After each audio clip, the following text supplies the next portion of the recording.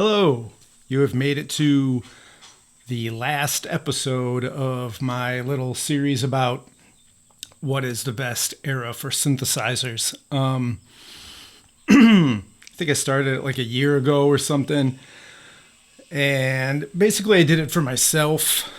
Just a thought process I always had, so I made a video series out of it. If you haven't watched the other ones, there's going to be a quick recap and then my final conclusions, the answers I came up for me. They may not be the same answers for you. You come up with your own thing. So, quick recap. Episode 1 basically covered 1970 to 1978, which is more like your monophonic synths, your dual phonic synths, some semi-modular stringers, preset synths. I didn't really do the giant modular systems and stuff like that from before that era, because none of us have that and none of us are going to be buying that anyways. So anyways, that was episode 1. It went up to 1978 because that's when affordable polyphonic synths kind of took over with the Jupiter 4 and Prophet 5. So episode 2 is more about that, and it covered 79 to 83. It was mostly polys. There's still obviously some monophonic, duophonic stuff. And that episode ended with the coming of the Yamaha DX7, which changed everything, which brought us to episode 3. Very short era. 1984 to 1986, which was basically about the death of analog. The DX7 came and no one could really compete, and most of the analog synths coming out were all made from the same chips and all kind of sound very similar. And then a lot of those, the original companies all kind of went under. Rough times. Episode 4 was 1987 to 1994 and covered the coming of the big workstations, multi-timbral, multi-track sequencers, that kind of thing. Episode 5 was 1995 to 2006. In my opinion, it's synthesizers becoming cool again, bringing back knobs, virtual analog stuff, wavetable stuff. It was a real breath of fresh air, in my opinion. And then episode 6 was 2007 to about 2020-ish. Kind of covered how, like, they're doing everything again. Lots of real analog. Anything you could think of, like it's being made now. So, yeah, that covered basically everything. I just wanted to do this last episode to give you my answer for me. So I would say right off the bat, let's just 1984 to 1986, obviously not. There are some decent synthesizers in that time. Go watch that episode. But overall, not the best time. Analog dying off. 87 to 94. Not for me. The whole workstation era. I do have several things in here from that era. I think all my main masters and sequencers, like all my Ensoniq synths, I think are from that era. Like SQ80 is over there, SD1's down here. Not sure, can't remember what year the TS12's from. It's from right around there though. But yeah. Very useful things. I wouldn't say it's the best era. Which leads us to kind of like the 70s and the modern times. And my initial answer was 2 answers. It was now and some of the 70s stuff. But the more I think about it, I have decided that for me, I think the best era ever for synthesizers, you ready? A lot of people aren't going to like this, is 1975 to 1982, which wasn't a specific era in this series, because originally when I made the breaks for these different episodes, it was more based on like a big game changing synthesizer or technology. But as far as my favorite stuff, 1975 to 1982, previous to 1975, I've had a lot of this stuff. Well, not a lot, but a few things, and they are definitely the most unstable synthesizers. The Mark I Odyssey, the real early, well, Roland's were better, but yeah, I don't, just those early 70s synths, way more drifty, way more problematic. They didn't have the technology down yet. A lot of corny presets and novelty kind of things, and I don't think they really had it figured out too much yet. So yeah, those early 70s ones, I don't think they're as great. You come to 1975 and it's awesome. I realize I have a lot of synths from 1975 in here. I think it's like 25% of my synthesizers I figured out is from 1975, which is kind of weird.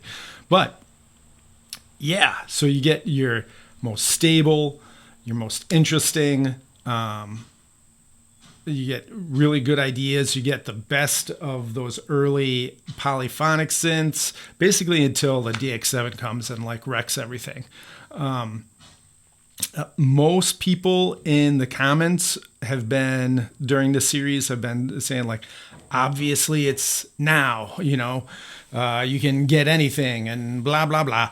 And kinda, but here's my problem. I actually sold almost all of my current synths. All I kept is the Moog 1, and over there is a Waldorf Quantum, which is kind of like best of the analog, new analog stuff, and best of the crazy digital. Even the Quantum's actually a hybrid. It has analog filters in it. But yeah, I mean, I sold Matrix Brute, Poly Brute, Roland stuff that I can't stand, that I talk about in the other episodes, that are just basically controllers for software, just garbage. There are a lot of decent synthesizers now, but a few things. First of all, I don't know if these machines now are built to last. When you base so much on computer-like technology, it's, to me, I just think it's bound to fail. Well, Prophet X, one of my favorite things. I've owned it twice. I talked about it a lot in the last episode. I featured some of the sounds that I made for like Those Poor Bastard songs, and I got rid of it. I just sold it. I just don't think it's gonna hold up. Whereas these 50-year-old synthesizers, a lot of people are like, well, new synthesizers are gonna last longer than some old relic. Well, no. I mean, these things have proven that they can stand the test of time. The parts are very simple. For most of these synthesizers, like, you can get replacement parts. It depends on the brand and the model. Yamaha use some custom chips and parts for like the CS line. So there are very risky vintage synthesizers, but a lot of them are not. Like my Odyssey has been like, it's a vintage synthesizer, but in a lot of ways it's not, because I mean, it's been so gutted. Synth Chaser did major work on it. I think it still sounds like a vintage ARP Odyssey, but it really plays and feels like one of the better new synthesizers, if not better than a new synthesizer. As far as like the slider upgrades. But yeah, so I just think stuff was made simpler and better back then, and it sounds better is the other thing. These like new synthesizers, really cool, but I'm not finding a lot that really sound great. The Hydrasynth, I talked about that, does a lot of stuff, does a ton of stuff. I don't like how it sounds. I've owned it 4 or 5 times I've tried it. It sounds blah. Polybrute, I'm selling mine right now, so I should probably not say anything bad about it, but I just don't like how it sounds. Great design, great build quality physically. I don't know what's under the hood or what that's going to be like, but yeah, to me 75 to 82, and we'll go over what I have in here. So let's do that now. I'll do a little cut. 1975. 1975. 1975. 1975. Just came in the mail just now in the middle of making the video. Guess what? 1975. 1978, although the original cat is from 1975. 1977. 1977. Original Prophet 5, 1978. Original Prophet 10, 1980, I think. This is a reissue, so I don't know if it belongs in this video. But it is the only reissue / remake that I've been impressed with. So, yeah. 1981. 1981. 1982.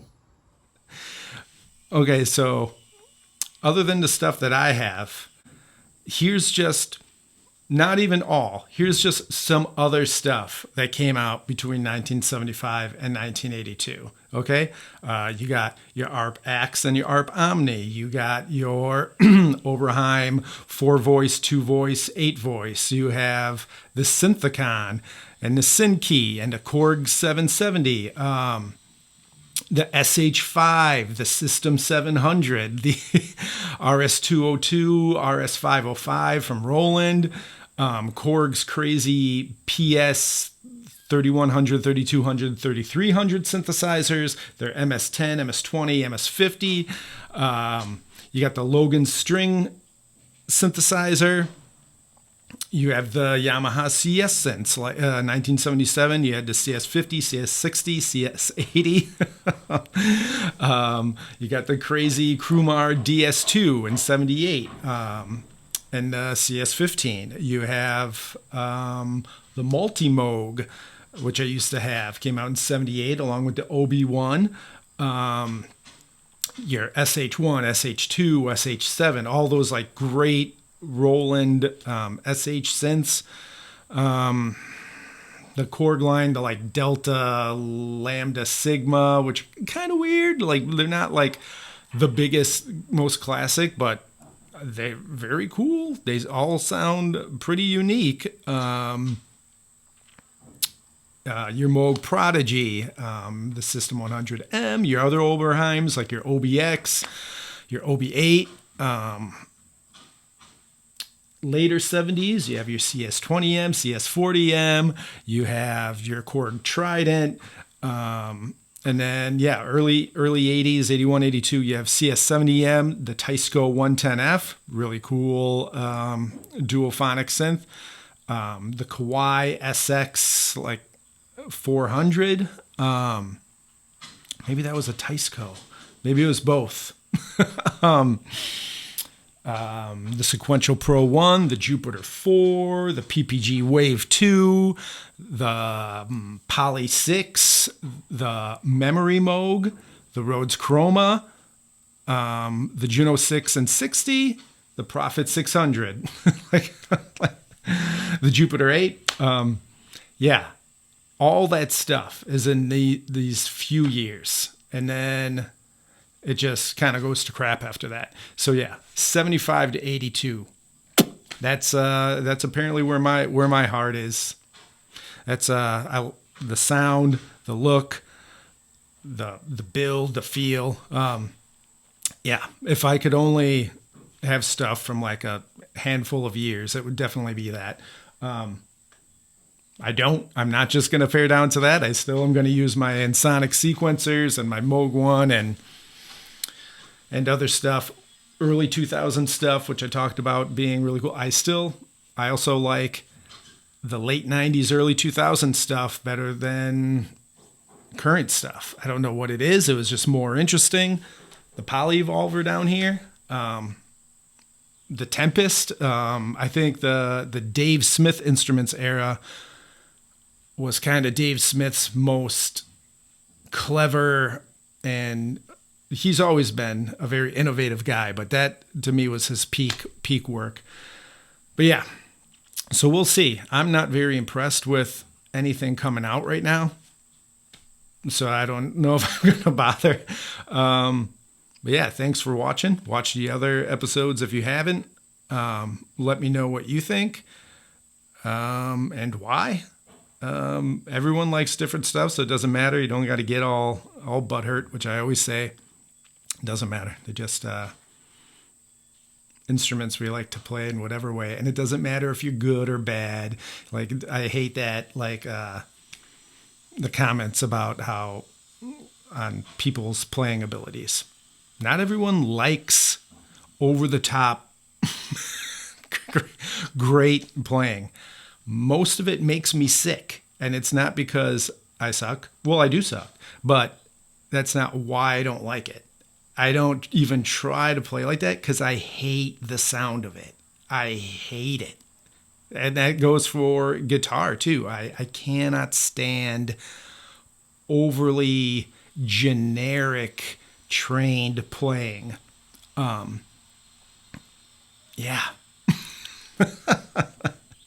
I like Sun Ra. I like The Residents. I like very simple, cool sounding, early industrial, Skinny Puppy, Nitzereb, things like that, which a lot of that stuff is so simple. So who cares? Who cares? I like, you could hold down a note on a cool sound and just let it play out and morph in sound for 40 minutes for me. Like, that's which is what a lot of music I listen to and make is. Yeah, I guess I'm more into sounds and things being different. And yeah, who cares? It doesn't matter. Who cares? Thank